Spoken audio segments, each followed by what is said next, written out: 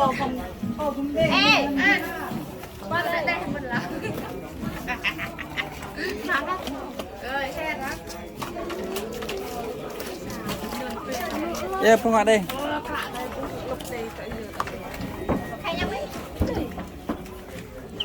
thanh lanh đây là thanh lanh với dư tờ lẹp đã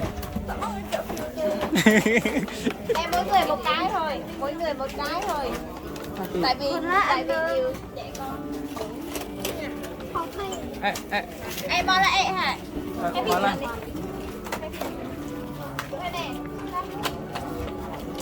bánh chưa có bánh chưa đây phải có hả ai chưa có qua đây lấy ai chưa có bánh qua đây lấy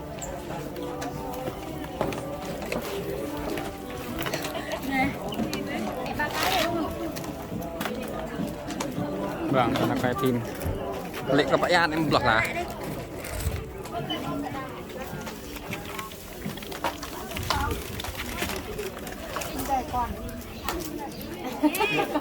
Biar shop lo lại em.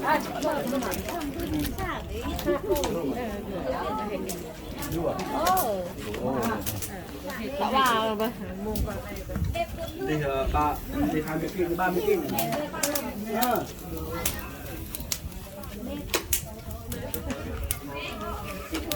nghe thợ dầm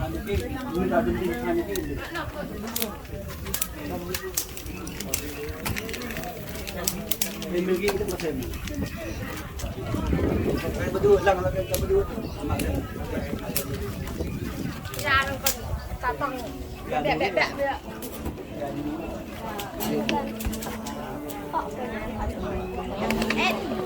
bây giờ em có bánh chưa em vô thêm 3 chứ nè bánh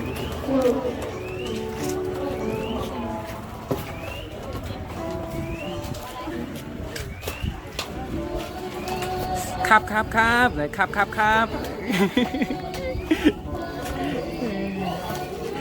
ครับเลย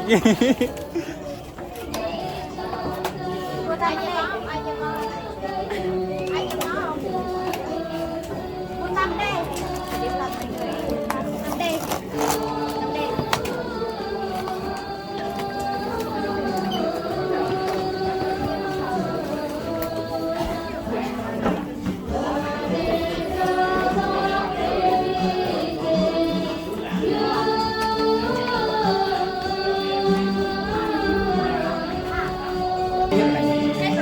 nó còn nó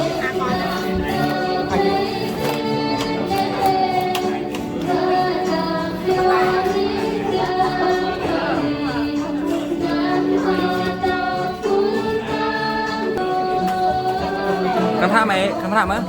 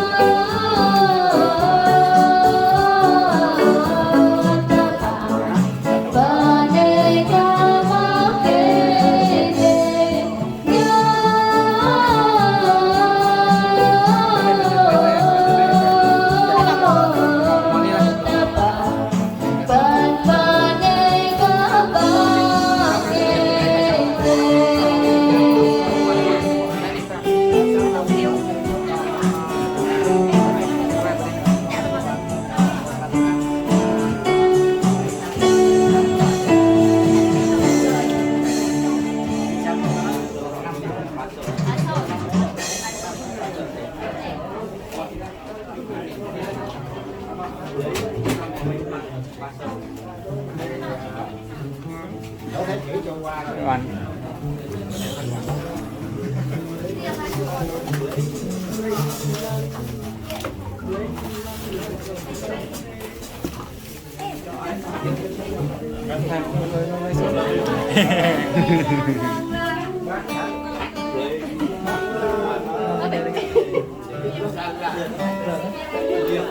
Giờ là cả nhà chuyển qua đây. Dạ.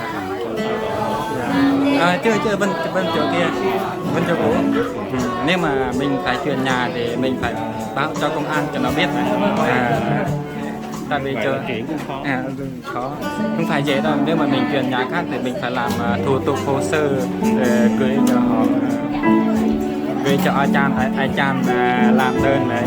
Nhưng mà như vậy thì cũng khó. Dạ. Nhưng mà Dạ, không có thấy.